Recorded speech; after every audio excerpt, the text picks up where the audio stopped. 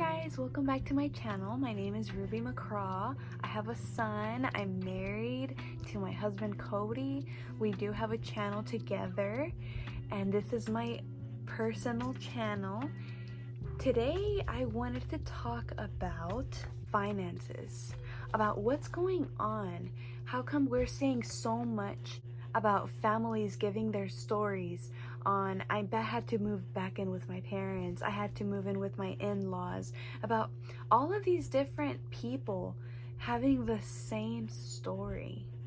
And I wanted to give a spiritual perspective on everything that is happening. So today I was actually praying for our generation, and God gave me this kind of like I had this feeling in my spirit that the word that was given to my husband and me, that it's also for many other families that are going through the same hardships. So the word that was given to me and my husband by a guy at our church, it is actually in Joel. So the word that was given to me is in Joel. It's in chapter 2, and it is basically about locusts. And locusts are basically the ones that are described that were stealing from our finances. So last year we went through a really hard year. We moved here to Texas, but out of nowhere every door was closing, and we were like, Lord, was this the right move? But little by little, God has been showing us that this was the move. But so anyways, back then, what was happening was that the jobs weren't hiring Cody, or if they were, they weren't giving him enough hours or enough money. He would work all week, and at one job, they gave him less than $100 for the 2 weeks that he worked at. It was a job that we weren't expecting. It was just insane last year. We couldn't cover our car bill. We were like in shambles. I was pregnant. I was stressing. It was, I think, the worst year of my life. And so what God showed this man that did not know us was that we are now gonna step into a season where the locusts won't eat our finances anymore. The title of the word that he gave us is called a stretch forth your tent peg season. He said that we are gonna occupy the land now. We are entering a take back and recover all season. We are entering a recompense, reconciliation, and restoration season, because we have been in a season of delay, of restriction, and ceilings and walls all around us. We've been in a time where we've had to fight just to maintain territory and the land that we have.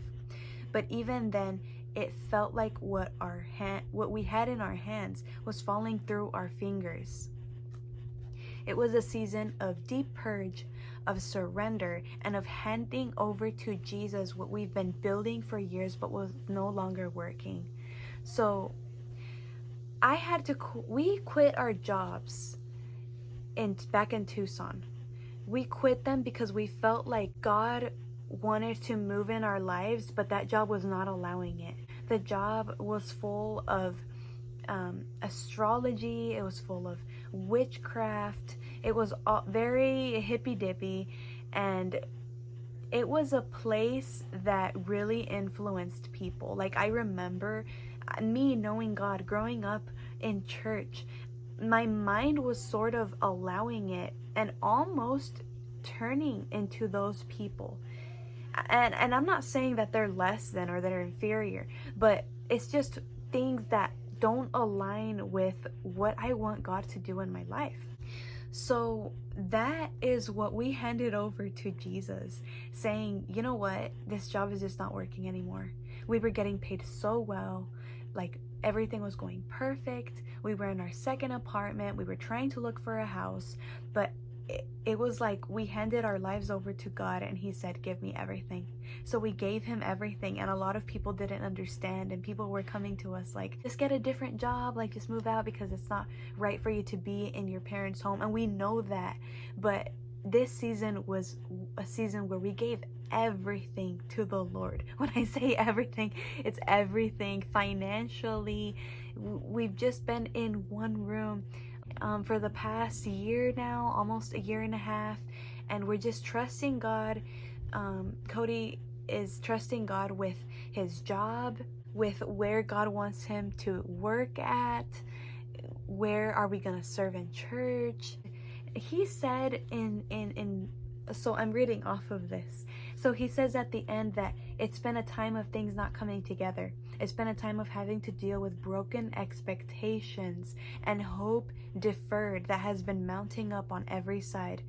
He says that he heard the Lord saying, there is a shift in the air, and we are about to move from stuck to seizing. We are about to enter a land where we will occupy the land that he has promised he would give us. He's going to make everything that worked against us for us. And I just felt today that that word was not just for us, but for other people too. That in this financial hardship where the locusts are eating our finances and everything that we thought God was providing, I felt that God wanted to reveal himself to this generation as a financial provider. I have heard a lot of preachers say that there was a generation, the boomer generation, that they had, their fathers were in war. They were missing the father figure in the family, and that's how God wanted to reveal himself back then as a father. And now we're struggling with financial provision, and that's how he wants to reveal his face in this generation. The struggle we have is where he wants to show his face. If we struggle with our finances, he wants to be Jireh. He wants to be enough for us. He wants to show his strength in there. He wants to be our joy when we're feeling sad, when our weakness is where we can't find our true love, where we feel like we're being cheated on and betrayed. He wants to be your true love, where we feel like nothing is enough and nothing is cutting to our expectations. He is enough. He is more than our expectation. I can't even tell you how many times Cody and I had just $10 in our bank account, but God kept reminding me, what you have right now is all you need for today. When you trust God, it's really different, because I know that it's easier said than done. This season, there's just been so much crying, so much just feeling betrayed by God almost, but I can't help but to think that, like, God, you are my provider. You said you were, so I'm trusting you in everything. Like, just crying, literally, it hurts so much to say it. It hurts so much to not do things our way. My light died, so now here's a little change of background for you.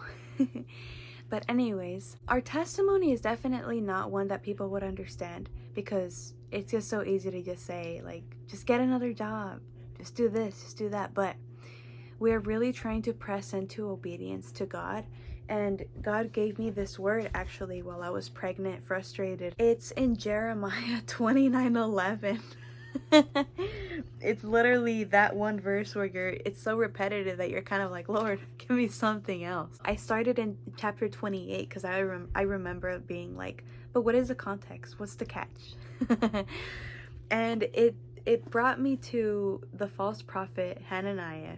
He is promising Israel that they're gonna get out of this Babylonian exile in 2 years, instead of in the 70 that God actually said he was gonna let them be in exile. He is like prophesying. He's like, God told me that it's gonna be in 2 years, not 70. And Jeremiah, another prophet, he is like an actual prophet. He says, okay, well, I guess God's will be done. And while he is on his way out, God speaks to him and says, no, tell this to Hananiah. So he tells him that everything that he said is wrong and is not from God. And he says it in front of the entire assembly too, so that everybody can know, like, no, that wasn't the Lord. And he says, listen, Hananiah, the Lord has not sent you, yet you have persuaded this nation to trust in lies. I am about to remove you from the face of the earth. This very year you are going to die because you have preached rebellion against the Lord. So this guy would have sent these people into rebellion if they got out too early. So God showed me that if I get out too early from this season, it would be rebellion. This is just crazy. Even looking back, I'm kind of like, wow.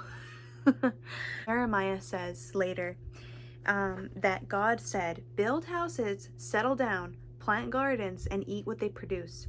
Marry, have sons and daughters, find wives for your sons, and yada yada yada. And then he later says, increase in number, do not decrease. Seek the peace and prosperity of the city to which I have carried you into exile. Pray for it, because if it prospers, you too will prosper. And at that moment, God was like, pray for your parents' household, because if it goes well, it'll go well with you too. So there I am, praying every day for the well-being of everybody. You know, it's easy to pray for your family, but when God gives you the word that your well-being depends on their well-being, it's kind of like, oh crap, everything's got to go right. So I'm like, oh Lord, provide, Lord, give. And he says, do not let the prophets or diviners among you deceive you. Do not listen to the dreams you encourage them to have. They are prophesying lies to you in my name. I have not sent them. So God was kind of telling me, like, don't focus on what other people are saying. Keep your eyes on me.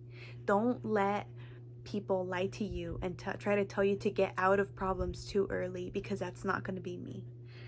And so when we move here, I'm like, Cody, I don't know if this is it. And we both think of maybe we should go back to Arizona. But God is showing us little by little that no, just keep obeying me, keep your eyes on me. And we don't know exactly where we're going, but this is how we're obeying God. It goes on saying, when 70 years are completed for Babylon, so when God is saying, when the time for you is completed, I will bring to you and fulfill my good promise to bring you back to this place. So he's promising me and my family that he will bring us back to the place where we've dreamed of, where we can stretch forth our tent pegs, like the guy from church said.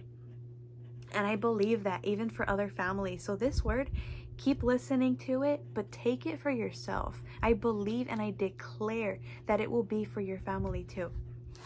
So then later it says, for I know the plans I have for you, declares the Lord, plans to prosper you and not to harm you, plans to give you hope and a future. Then you will call on me and come to me and pray to me, and I will listen to you.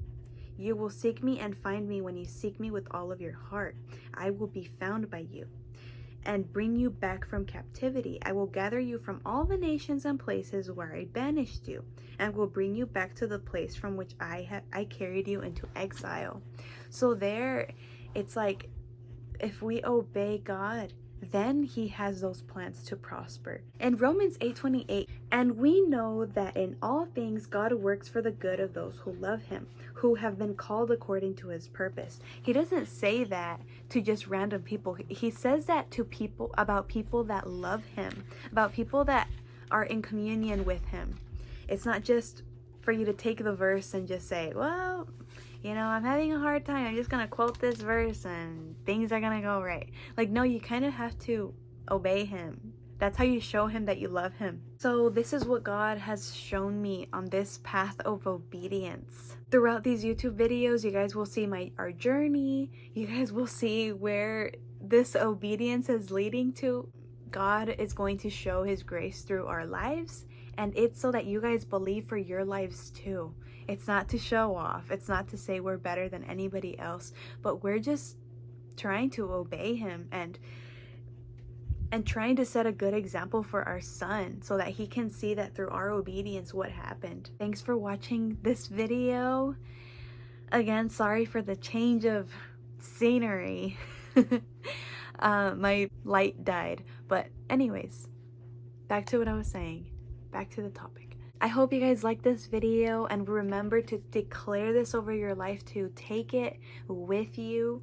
I encourage you that you walk in obedience with him, because things are gonna be crazy in a good way and sometimes in a bad way. We always expect things and he's like, nope, we're going over here. God is really spontaneous, speaking from experience. Thanks for watching. Bye.